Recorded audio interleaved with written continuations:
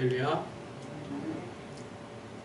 선지자 아모스는 문서 예언자라고 합니다. 문서 예언자라고 들어보셨나요?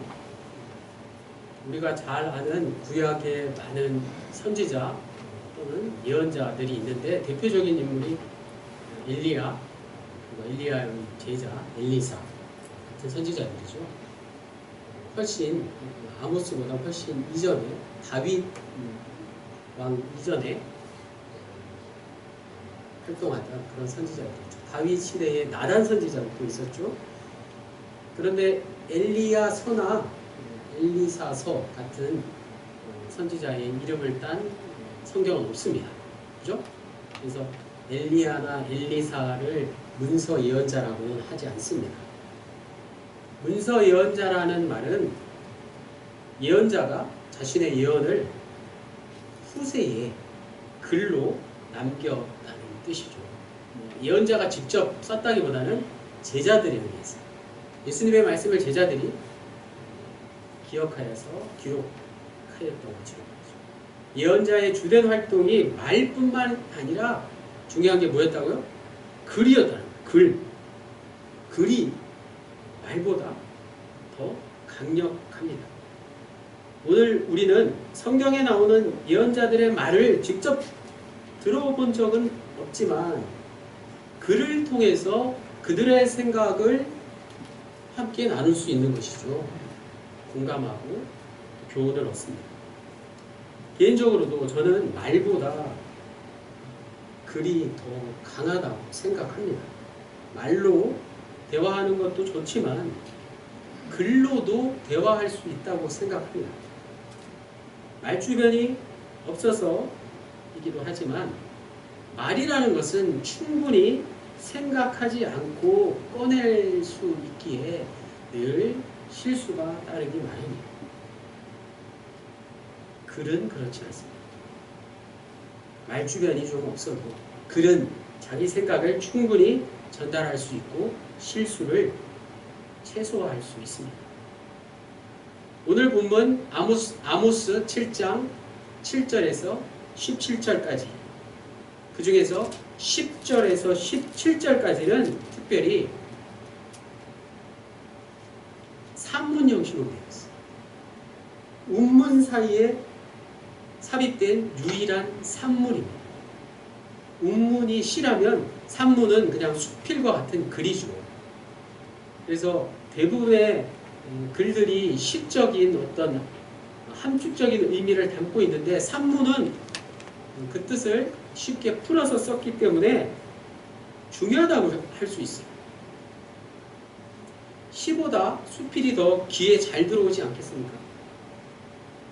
이사야서에도 보면 이사야 36장에서 39장까지만 산문 형식으로 기록이 되어 있어요.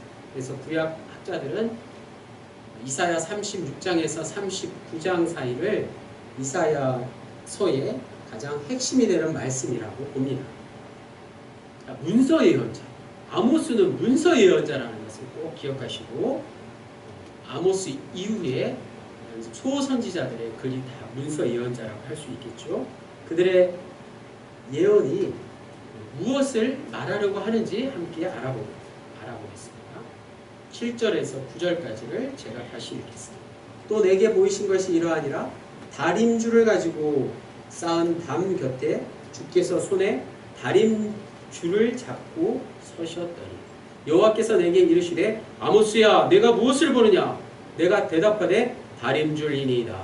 주께서 이르시되 내가 다림줄을 내 백성 이스라엘 가운데 두고 다시는 용서하지 아니하니 이삭의 산당들이 황폐되며 이스라엘의 성소들이 파괴될 것이라. 내가 일어나 칼로 여로보암의 집을 치리라 하십니다. 시작부터 무서운 말씀이 나오죠. 여기서 여로보암 왕은 북이스라엘의 첫 번째 왕에 이은 그의 아들 여로보암 2세를 말합니다. 여로보암 2세 때 북이스라엘이 가장 전성기를 이루고 영토가 넓었다고 합니다. 아모스 7장에는 모두 3개의 환상이 나오죠. 물론 그 이후에 2개의 환상이 더 추가되어 나오는데 본문에 제가 가진 성경에 보면 친절하게 표제를 다 달아놨어요. 1절에서 3절까지는 메뚜기 환상, 4절에서 6절까지는 불환상. 그리고 오늘 본문은 다림줄의 환상입니다. 다림줄의 환상은 그 중보적 기도를 드리지 않습니다. 그 앞의 환상들은 중보적 기도를 드려서 하나님께 용서를 받지만 다림줄 환상은 중보적 기도가 없는 심판을 예언하고 있다. 자, 다림줄 보셨나요? 다림질이 아니에요. 다리미가 아니라 다림줄은 이렇게 높은 데서 줄을 길다랗게 떨어뜨려서 화살촉 같은 큰 납덩어리를 달아놓은 거죠. 요즘에는 수평이라는 좋은 도구가 있어서 잘 안 쓰는데 예전에는 벽을 쌓을 때 이 다림줄을 가지고 수평과 수직을 맞추었습니다. 다림줄은 건축할 때 사용하는 것으로 밑에 납덩어리로 된 무거운 추가 달려 있어서 위에서 잡으면 수직으로 딱 서게 됩니다. 건물을 짓기 위해서 벽돌을 하나씩 쌓을 때 꼭 필요한 것이에요. 만약 건축물이 곧게 서지 못하고 들쭉날쭉하면 다림줄이 튕겨지겠죠. 그래서 잘못된 곳이 표가 납니다. 그냥 봐서는 잘 몰라요. 그런데 다림줄을 통해서 발견할 수 있습니다. 다림줄은 성벽을 다시 쌓으라는 의미를 부여하죠. 이스라엘 역사에서 가난한 자를 학대하고 사치와 방종을 일삼는 일이 만연할 때 하나님은 바로 이 다림줄을 통해서 이스라엘을 경고하셨습니다. 이스라엘을 살피셨습니다.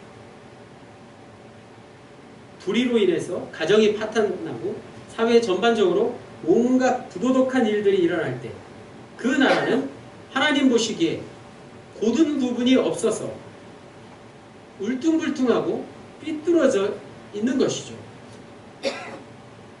그러니 하나님은 그 성을 허물어 버릴 수밖에 없습니다. 하나님의 성품은 일일이 죄에 대해서 벌을 내리시는 그런 무자비한 분은 아니시죠. 그분은 우리의 죄를 용서하시고 회개하기를 바라십니다. 문제는 항상 우리가 끝까지 고집을 피우면서 하나님을 거역한다는 데 있습니다. 불의와 죄악을 버리지 못하면 결국 하나님은 심판을 내리실 수밖에 없다는 것이죠. 오늘 우리에게도 하나님의 다림줄이 내려진다면 나는 어떤 결과를 얻게 될 것인지 말씀을 통해서 돌이켜봐야 할 것입니다. 하나님은 7절에서 9절까지 오직 한 가지만 강조하십니다. 그게 무엇인가요? 아모스야, 아모스야, 내가 무엇을 보느냐? 이 말씀 한 말씀만 하십니다. 여기서 아모스야라고 선지자의 이름을 부르시는 하나님의 마음을 알 필요가 있습니다. 종종 제가 아들 이름을 부를 때가 있죠. 영찬아, 영찬아, 영찬아. 대부분 영찬이가 무엇을 잘못하거나 무언가에 빠져 있을 때, 집중하지 못할 때 아빠에게 혼이 날까봐, 두려워할까봐 때로는 큰 목소리로, 때로는 아주 정색을 하고 아들의 이름을 부릅니다. 하나님의 마음이 그 마음 아닐까요? 저는 패역한 이스라엘의 선지자 아모스의 이름을 부르시는 하나님의 마음을 조금은 알 것 같습니다. 하나님은 자신의 사랑하는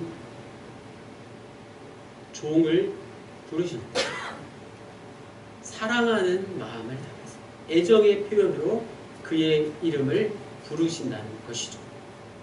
아모스야, 아모스야. 이러한 하나님의 성품은 출애굽기 33장 12절, 17절에도 잘 나와 있습니다. 여호와, 야훼 하나님이 모세를 부르실 때 말이에요. 모세가 여호와께 아뢰되 보시옵소서, 주께서 내게 백성을 인도하여 올라가라 하시면서 나와 함께 보낼 자를 내게 지시하지 아니하시나이다.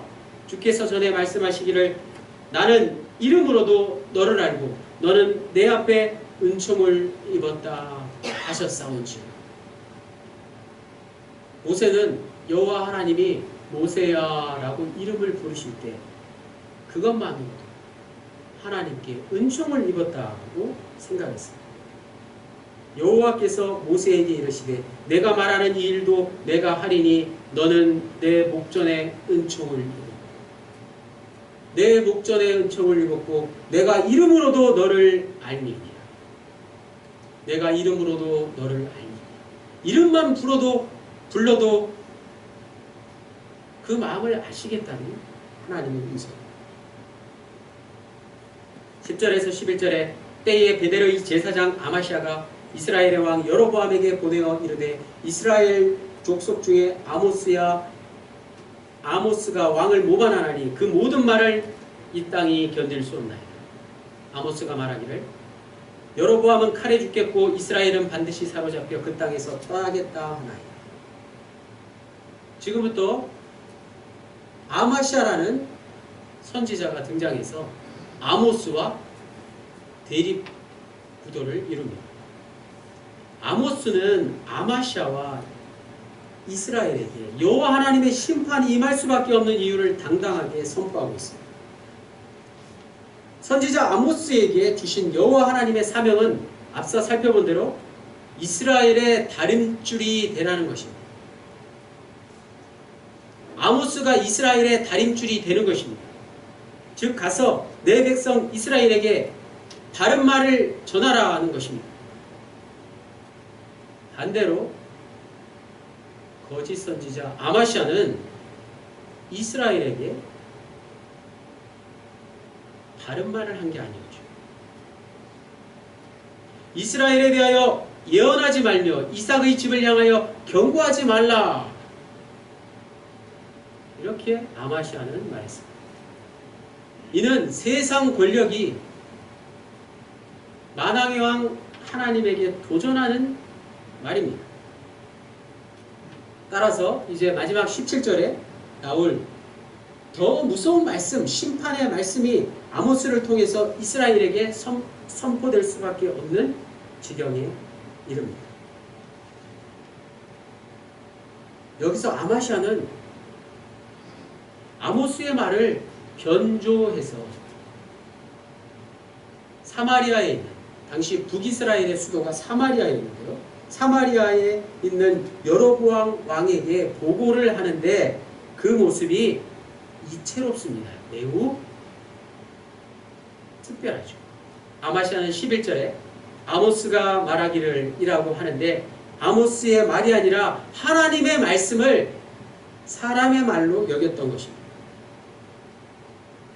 9절 하반절에 내가 일어나 칼로 여로보암의 집을 치리라. 이 말씀을 알지 못한 것이죠.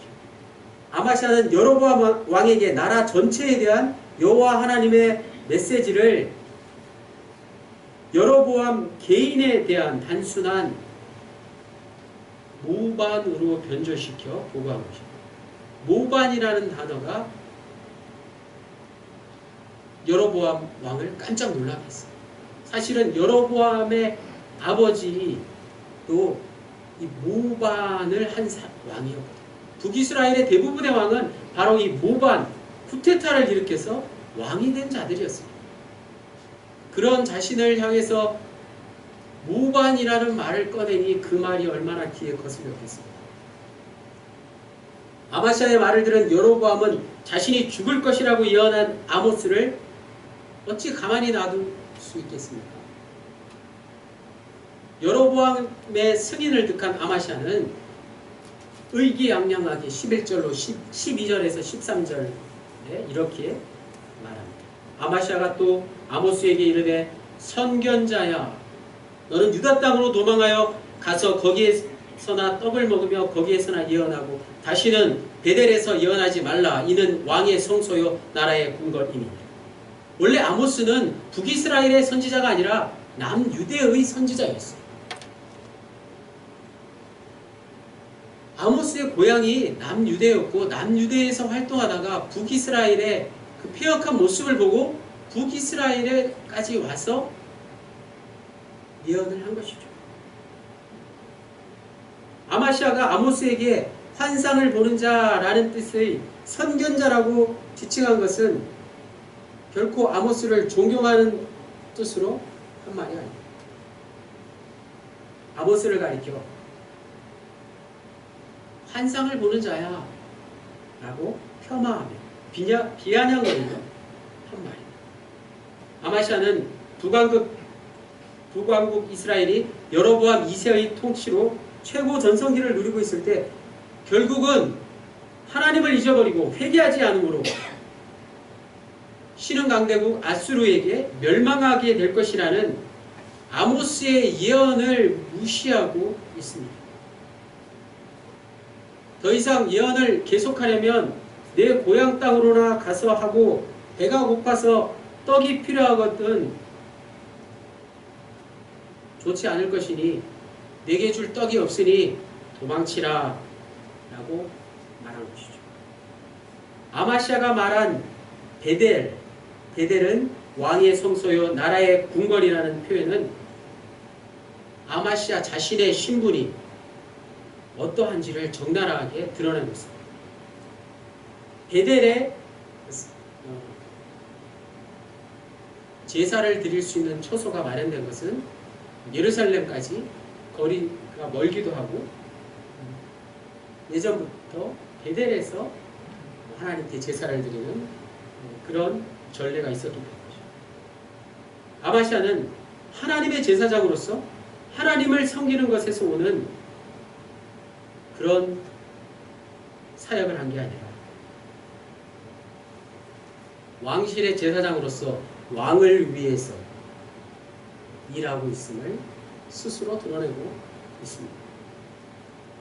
베델이 어찌 왕의 성소일 수 있겠습니까? 베델은 야곱이 여호와 하나님을 만난 그곳은 하나님을 섬기고 하나님을 예배하는 곳이지 어찌 왕을 모시고 왕을 예배하는 곳이 될 수 있겠습니까? 베델은 왕의 성소가 아니라 하나님의 집입니다.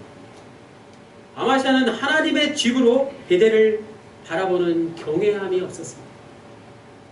아마시아는 선지자의 말을 개인의 말로 격화시키고 아모스를 왕에 대한 모관자로 변조시킴으로써 자신을 부각하고 있는 것이죠.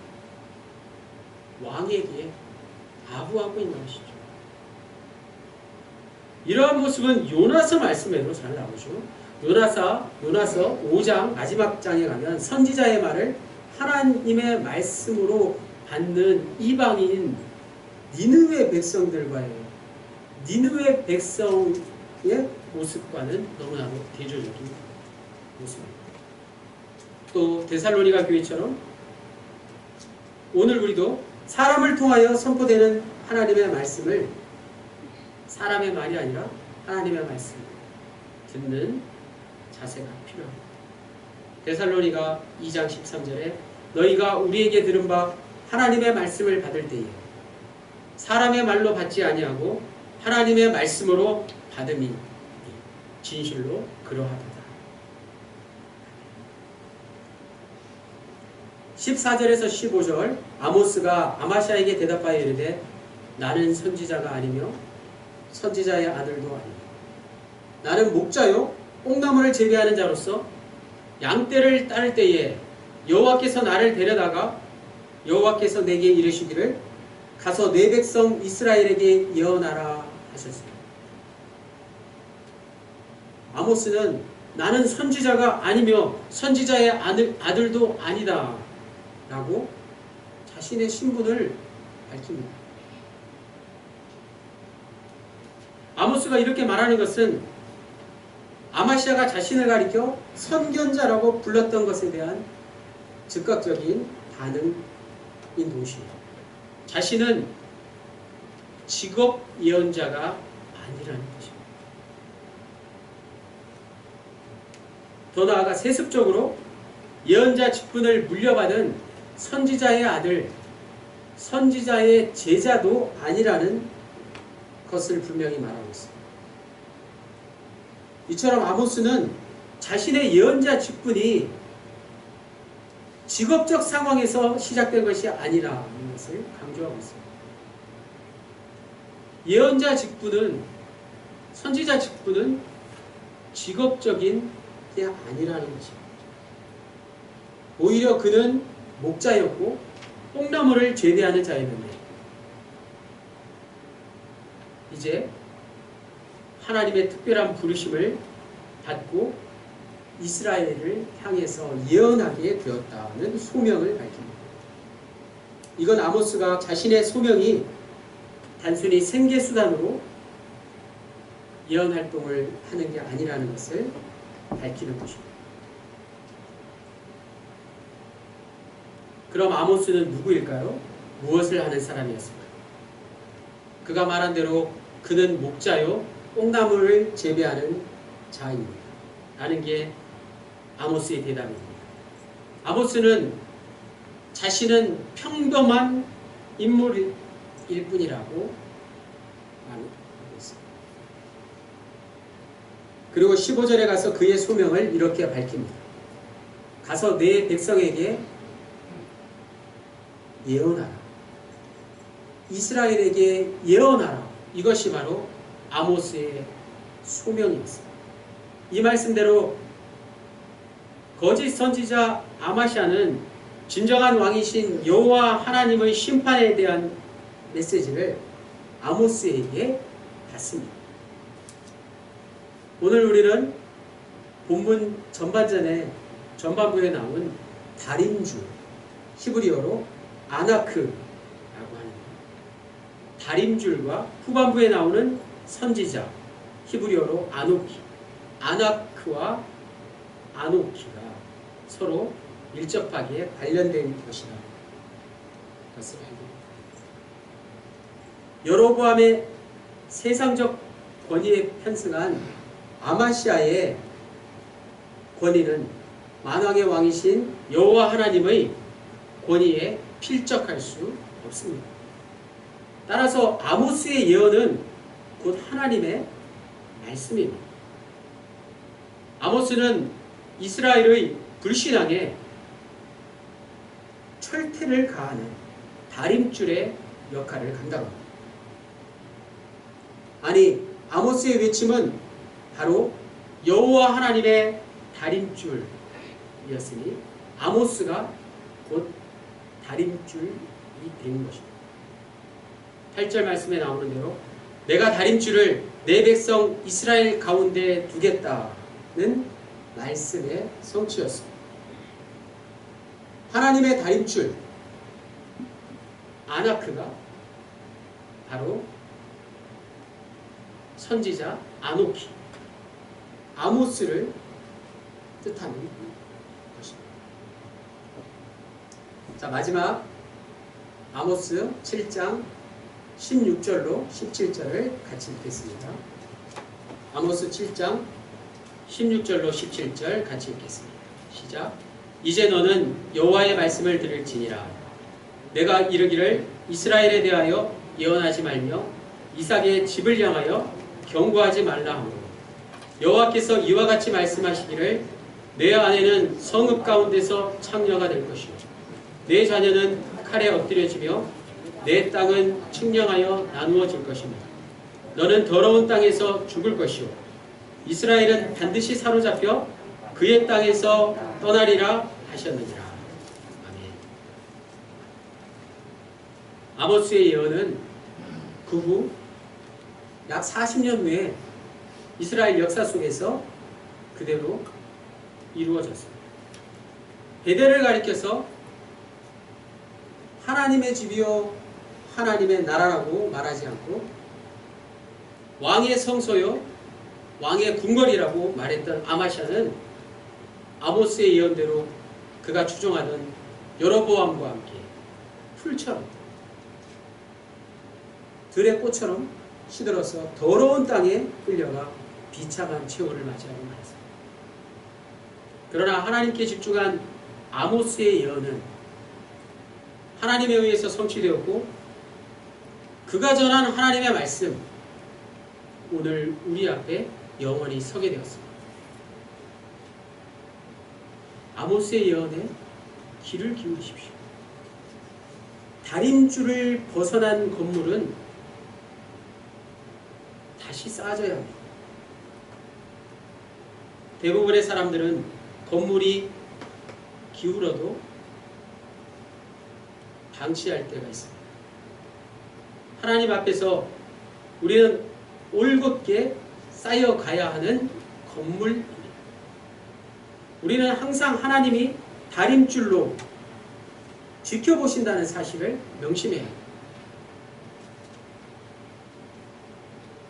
물론 하나님 그분이 다림줄이시지만 이제는 우리 가운데 다림줄의 역할을 감당할 자가 필요합니다. 하나님은 사람을 도구로 사용하십니다. 여호와 하나님께서 아모스에게 이르시기를 가서 내 백성 이스라엘에게 예언하라 고 말씀하신 거죠. 하나님의 아나크